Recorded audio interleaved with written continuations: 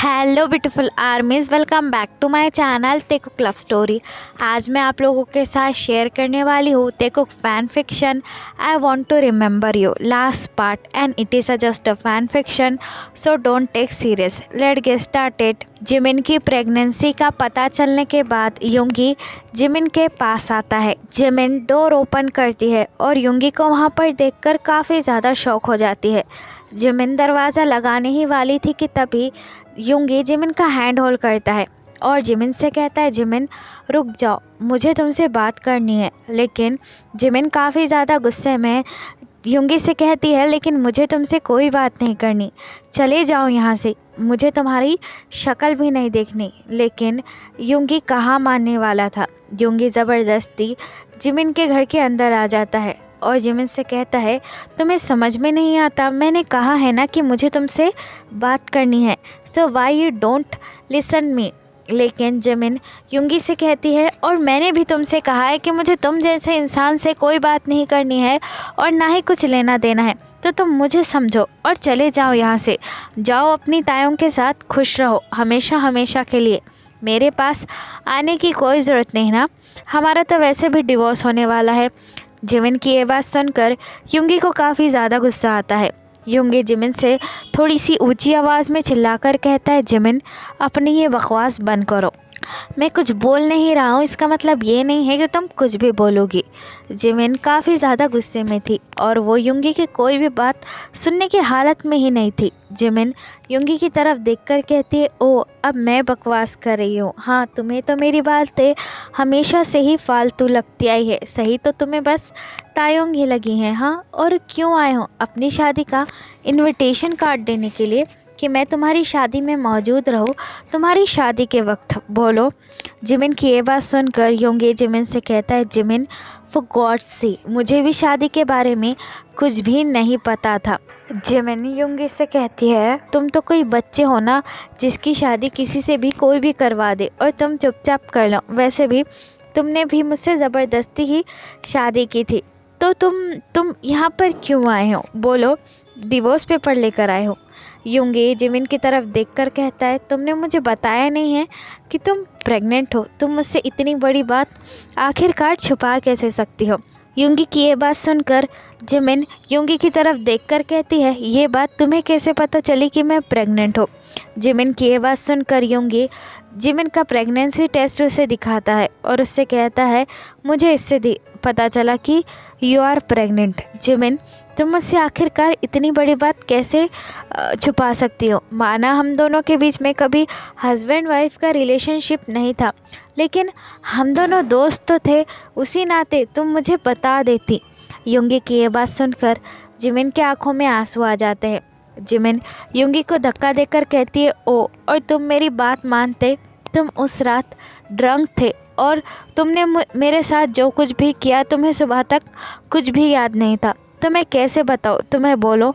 Jimin की ये बात सुनकर युंगी अपने दोनों हाथ जिमिन के शोल्डर पर रखता है और उससे कहता है, अगर मुझे कुछ याद नहीं था तो कम से कम तुम तो मुझे बता सकती थी। जिमिन, क्या तुम्हें ये लगता था कि मैं तुम्हारा भरोसा नहीं कर सकता?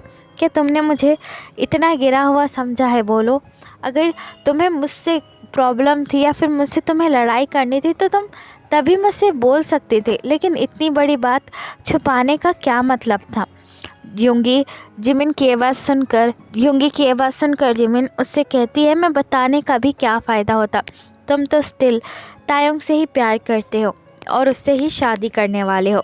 जिमिन की ये बात सुनकर युंगी जिमिन की तरफ देखकर कहता है, नहीं, मैं तायोंग से शादी नहीं करने वाला हूँ और ना ही तायोंग मुझसे शादी करने वाली है। Do you understand? युंगी की ये बात सुनकर जिमिन काफ़ी ज़्यादा शॉक और कंफ्यूज हो जाती है और युंगी से कहती है, क्यों, तुम अपने पहले प्यार से शादी नहीं करने वाले? ऑब्वियसली वो इतने सालों बाद तुम्हें वापस मिली है, तुम काफ़ी ज़्यादा एक्साइटेड तो हो गए ना मिस्टर मिन युंगी? जिमिन की ये बात सुनकर युंगी अपना सर हिलाता है और जिमिन से कहता है, हाँ, मैं अपनी दोस्त तायोंग को देखकर काफ़ी ज़्यादा एक्साइटेड था। आई नो, मैंने उसे पागलों की तरह ढूंढा था जिमिन, और क्या तुम्हें ये लगता है कि अगर वो मर जाती तो मुझे खुशी होती? बोलो, या फिर तुम्हें खुशी होती? तायोंग पता नहीं कितने ट्रॉमा के बाद हमें मिली है और तुम उसके लिए ऐसी बातें कर रही हो, कम से कम इंसानियत के लिए तो उससे अच्छी बात करो जिमिन। तायंग हमारी दोस्त है, हम तीनों कॉलेज के टाइम से दोस्त है और तुम आखिरकार तायंग के लिए कैसे ऐसा सोच सकती हो। युंगी की ये बात सुनकर जिमिन युंगी से कहती है, मैं भी तायंग के लिए ऐसा कुछ सोचना नहीं चाहती, लेकिन तायंग आकर मुझसे मेरा हस्बैंड छीन लेगी तो मैं कैसे रिएक्ट करूँ, बोलो युंगी। जिमिन की ये बात सुनकर युंगी जिमिन से कहता है, फर्स्ट ऑफ ऑल किसी ने तुमसे तुम्हारा हस्बैंड नहीं छीना है, ठीक है। तायंग को इतने दिनों बाद देखकर आई नो मैं भी काफ़ी ज़्यादा इमोशन हो गया था, लेकिन बाद में मुझे समझ में आया कि तायंग भी मुझे अपना हस्बैंड कभी स्वीकार नहीं करेगी, क्योंकि वो उस माफिया को अपना हस्बैंड मानती है। मैं मानता हूँ वो माफिया बहुत ज़्यादा गलत है और मैं तायंग को उसके पास कभी जाने भी नहीं दूँगा एज़ अ फ्रेंड, लेकिन इसका मतलब ये नहीं है कि मैं तुम्हें छोड़ दूँ। तुम इतना गुस्सा कर कर वहाँ से चली आई, मुझे कुछ सोचने समझने का भी टाइम नहीं दिया कि तुमने मुझे इतना गिरा हुआ समझ रखा है, बोलो जिमिन। युंगी की ये बात सुनकर जिमिन युंगी से कहती है, तो अब तुम क्या चाहते हो, बोलो। तुम ये कह रहे हो कि तायंग तुमसे शादी नहीं करना चाहती है और ना ही तुम, मैं जानती हूँ कि तुम मुझे एज अ वाइफ कभी भी एक्सेप्ट नहीं कर सकते और ना ही मुझसे प्यार करते हो, तो अब तुम यहाँ पर क्या लेने आए हो। जिमिन की ये बात सुनकर युंगी जिमिन का हैंड होल्ड करता है और जिमिन से कहता है, जिमिन मैं तायंग से पूरे 15 साल तक प्यार करता आया हूँ और अचानक से मेरे पहले प्यार को भुलाना क्या तुम्हें इतना आसान लगता है, बोलो। मैं तुमसे बस टाइम मांग रहा हूँ, मुझे थोड़ा सा टाइम दे दो और प्लीज़ इस तरीके से घर छोड़कर आने में कौन सी समझदारी है। यू आर प्रेग्नेंट और बेबी को मेरी ज़रूरत है, सो प्लीज़ वापस घर चलो। युंगी की ये बात सुनकर जिमिन युंगी से कहती है, नहीं, मैं तुम्हारे साथ उस घर में नहीं आने वाली हूँ जहाँ पर तुम्हारी मॉम तुम्हारी शादी किसी और से करवा देना चाहती है। जिमिन की ये बात सुनकर युंगी जिमिन का हैंड होल्ड करता है और जिमिन से कहता है, ठीक है, अगर तुम मेरे साथ उस घर में नहीं आने वाली हो तो तुम मेरे दूसरे घर में चल सकती हो, मेरे पास खुद का दूसरा भी घर है, मैं तुम्हें और वहाँ पर हमारे बेबी को रख सकता हूँ। और जिमिन एक बात याद रखना, मैं तुम्हें कभी भी इस तरीके से नहीं छोड़ूंगा, तुम मेरी सबसे अच्छी दोस्त हो और हमेशा वही रहोगी। युंगी की ये बात सुनकर जिमिन को काफ़ी ज़्यादा वार्म फील होता है। जिमिन युंगी की तरफ देखकर कहती है, सिर्फ दोस्त। युंगी जिमिन के पास आता है और जिमिन के फोरहेड पर किस कर कर कहता है, मुझे टाइम दो जिमिन, प्लीज़ सब कुछ रिकवर करने के लिए, और मुझे पूरा यकीन है मैं तुमसे प्यार भी करने लगूँगा, प्लीज़ फॉर मी, मेरे साथ चलो। युंगी की ये बात सुनकर जिमिन काफ़ी ज़्यादा इमोशनल हो जाती है और युंगी के साथ चली जाती है। दूसरी तरफ तायोंग भी काफ़ी ज़्यादा फ्रस्ट्रेट हो चुकी थी अपनी मॉम से। तायोंग अपने कैबिन में आकर बैठी थी और अपना सर होल्ड कर कर कहती, उफ, मॉम को पता नहीं क्या हो गया है, वो आखिरकार क्यों मेरी शादी युंगी के साथ करवाना चाहती है। युंगी मेरा दोस्त है और मुझे ये तक भी याद नहीं है कि मैं उससे प्यार करती हूँ या नहीं। आई एम प्रेग्नेंट, मुझे कुछ भी समझ में नहीं आ रहा कि मैं आखिरकार क्या करूँ। I don't understand. तभी तायोंग की सेक्रेटरी तायोंग के पास भाग कर आती है और तायोंग से कहती है, मैम। अपनी सेक्रेटरी को इतना ज़्यादा हाफता हुआ देखकर तायोंग उनसे कहती है, क्या हुआ, तुम इतना हाफ क्यों रही हो। तायोंग की सेक्रेटरी हान सोही से कहती है, आपके हस्बैंड माफिया जॉन जंगकुक यहाँ पर आए हैं। हान सोही की ये बात सुनकर तायोंग काफ़ी ज़्यादा शॉक हो जाती है और इमिडिएटली अपनी चेयर से उठकर हान सोही की तरफ देखकर कहती है, क्या जंगकुक यहाँ पर आया है, are you crazy, are you out of your mind, तुम्हें कोई गलत फहमी हुई होगी। लेकिन हान सोही तायोंग की तरफ देखकर कहती है, नहीं मैम, मुझे कोई भी गलत फहमी नहीं हुई है, वह आपके ही हस्बैंड जॉन जंगकुक है जो कि आ रहे हैं। हान सोही की ये बात सुनकर तायोंग दरवाजे की तरफ देखने लगती है और हान सोही बिल्कुल सही कह रही थी। जंगकुक एक माफिया लीडर की तरह फुल वाइब में तायोंग के कैबिन की तरफ चलकर आ रहा था। जंगकुक को देखकर तायोंग के मन में काफ़ी ज़्यादा क्वेश्चन आते हैं। तायोंग अपने मन में कहती है, जंगकुक यहाँ पर क्यों आया है। तभी जंगकुक अचानक से तायोंग के कैबिन का डोर ओपन करता है। हान सोही जंगकुक को देखकर वहाँ से भागकर चली जाती है। जंगकुक तायोंग का हैंड टाइटली होल्ड करता है और तायोंग से कहता है, अभी के अभी मेरे साथ चलो। लेकिन तायोंग गुस्से में अपना हाथ पीछे लेती है और जंगकुक से कहती है, नहीं, मैं तुम्हारे साथ नहीं आने वाली, तुमने मुझे क्या समझा है।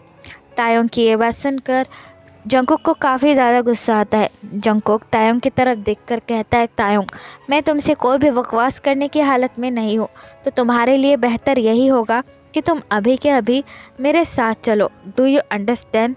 लेकिन तायोंग भी काफ़ी ज़्यादा गुस्से में थी। वो भी जंगकुक की बात इतनी आसानी से कहाँ से मानने वाली थी।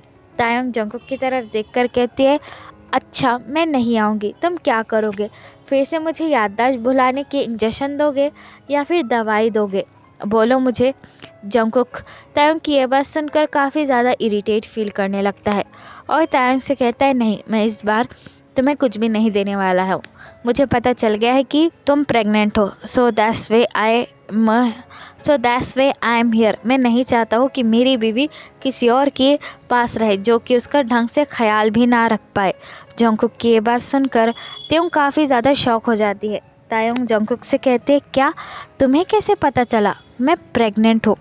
तायोंग की ये बात सुनकर जंगकुक स्माइल करता है और तायोंग से कहता है, I am mafia John Jungkook, मुझे सब कुछ पता चल जाता है। सो प्लीज़ अपना ये सो कॉल्ड ड्रामा बंद करो और मेरे साथ चलो। जंगकुक की ये बात सुनकर तायोंग अपनी आइज़ रोल करती है और जंगकुक से कहती है, तुम्हें ड्रामा लगता है तो ठीक है, लेकिन मैं तुम जैसे घटिया माफिया के साथ नहीं आने वाली। Do you understand. तायोंग की इतनी सारी बकवास देखकर जंगकुक को काफ़ी ज़्यादा इरिटेट फील होने लगता है। जंगकुक तायोंग के लेग को होल्ड करता है और उसे अपने शोल्डर पे पुल कर कर वहाँ से जाने लगता है। जंगकुक के इस सडन एक्शन से तायोंग काफ़ी ज़्यादा शॉक हो जाती है। तायोंग बार बार जंगकुक के बैक पर हिट करती है और कहती है, हे, मुझे छोड़ो, मुझे नीचे उतारो, तुम्हारी हिम्मत कैसे हुई मुझे ऊपर उठाने की। लेकिन जंगकुक को तो मानो इन सब से कोई भी फ़र्क नहीं पड़ रहा था।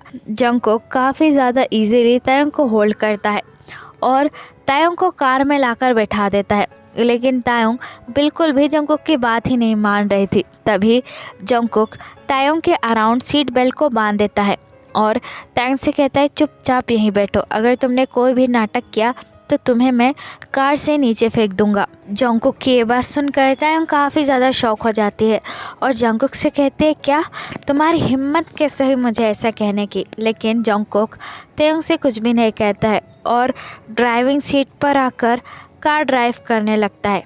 तायोंग जंगकुक की तरफ बिना देखकर कहती है, भले ही तुम मुझे लेकर जाओ, लेकिन मैं अब तुम्हारी दी हुई कोई भी दवाई नहीं खाऊंगी और ना ही तुम्हारी कोई बात सुनूंगी। Do you understand. तायोंग की ये बात सुनकर जंगकुक अपनी आइज़ रोल करता है और तायोंग से कहता है, जो करना है वो करो। ये कहकर जंगकुक कुछ देर बाद तायोंग को फिर से घर में लेकर आ जाता है। तायोंग को देखकर सारी मेट काफ़ी ज़्यादा खुश हो जाती है। जंगकुक अगेन तायोंग को अपनी बाहों में उठाता है और रूम की तरफ लेकर जाने लगता है। लेकिन तायोंग मुंह बनाते हुए जंगकुक से कहती है, तुम्हें ये करने की कोई ज़रूरत नहीं है, मेरे पास पैर है, मैं खुद भी चल सकती हूँ। तायोंग की ये बात सुनकर जंगकुक तायोंग से कहता है, तो क्या तुम्हें अभी मैं फेंक दूँ यहाँ से। जंगकुक की ये बात सुनकर तायोंग अपने दोनों हाथ जंगकुक के नेक के अराउंड रखती है और उससे कहती है, नहीं नहीं, बहुत ऊंचा है, मैं यहाँ पर गिरूँगी तो मुझे चोट लग जाएगी। तायोंग की ये बात सुनकर जंगकुक तायोंग को बेडरूम में लेकर आता है और तायोंग से कहता है, खबरदार, अब अगर तुम यहाँ से हिली भी तो मैं तुम्हारी दोनों टांगे तोड़ दूंगा।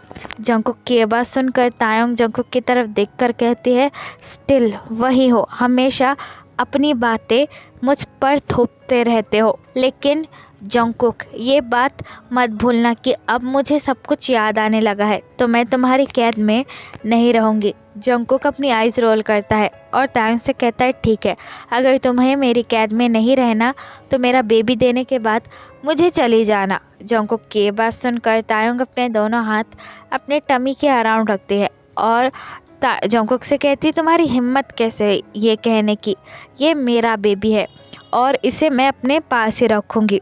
तायोंग की ये बात सुनकर जंगकुक तायोंग से कहता है, नहीं, ये मेरा भी बेबी है, तुमने क्या इसे अकेले ही पैदा किया है।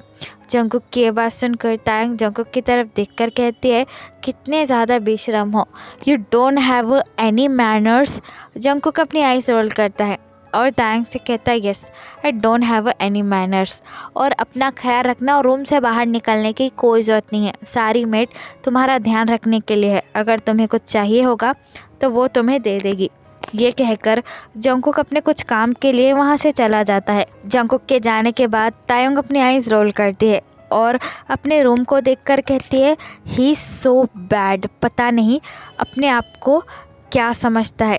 यह कहकर तायंग थोड़ा सा आराम करने लगती है। एट नाइट जंगकुक तायंग के लिए ढेर सारे चॉकलेट्स, आइसक्रीम और गिफ्ट भी लेकर आता है।